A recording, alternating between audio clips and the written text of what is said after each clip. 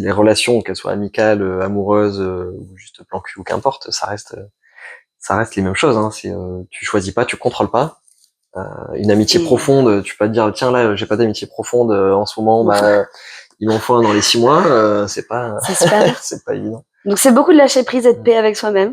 Et de savoir ce qu'on veut et ce qu'on veut pas aussi, parce que très vite tu peux tomber dans le travers de dire bon, je veux quelqu'un absolument, donc allez, on va faire ça et puis tant pis, on laisse de côté tous nos vœux pieux qu'on avait, toutes nos belles espérances Mais il y a le problème inverse. J'ai vu des gens où effectivement c'est quand ils arrêtent de chercher que ça marche, mais parce qu'ils s'arrêtent avec leurs critères un peu pétés des fois. Ouais. Des amis qui sont là, il faut qu'ils fassent forcément un 95. Est-ce que c'est vraiment ça le problème dans tes relations? Ou des mecs qui sont là, je veux absolument qu'elle fasse tel sport. Est-ce que c'est vraiment ça dont tu as besoin dans ta relation? Pour certains peut-être, hein. Oui, ils sont passionnés d'un truc. Évidemment. Non, mais il faut pouvoir partager des passions. Qui sont trop pointilleux, qui ont trop de critères. Qui ont des critères très absolus.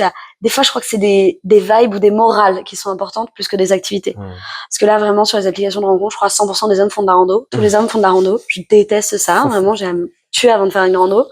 Et du coup, je pense que c'est ok si on partage pas ça. Si on fait de la rando, j'irai me balader dans un musée et on se retrouvera le soir parce qu'on a des valeurs communes.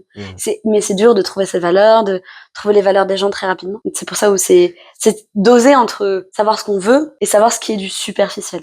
Ouais, mais tu vois, est-ce que ces gens-là, ils sont pas monogames par hasard? Parce que pour eux, comme ils vont partager leur vie entière, leur vie va devenir une vie commune. Et donc leur passion doit être les mêmes. Ouais. Bon, je fais une généralité, c'est pas tout le monde qui est comme ça, mais ils disent je fais la rando tout le temps, donc je dois trouver quelqu'un qui fait la rando tout le temps. Mais c'était une phrase dans un film, apparemment, j'avais un extrait elle dit pourquoi les gens cherchent à se marier, et il dit parce qu'ils ont peur, et elle répond non, parce que les gens ont besoin d'un témoin de leur vie. On est des milliards de gens, et avoir quelqu'un avec qui on est partenaire, il est témoin de ce qu'on vit et de ce qu'on traverse. J'aimais bien cette version-là, mais j'étais là, je trouve ça un peu nul du coup d'avoir qu'un seul témoin. Je suis vraiment polie jusqu'au bout.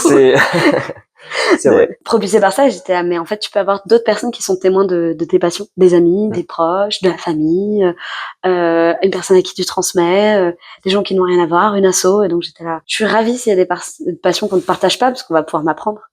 C'est un des premiers arguments que j'avais dans le polyamour, j'ai plein de passions. Trouver une personne qui a toutes les mêmes, c'est un peu dur. Et surtout, ça veut dire qu'elle peut pas m'en apprendre des nouvelles, parce qu'elle a déjà toute la liste des miennes.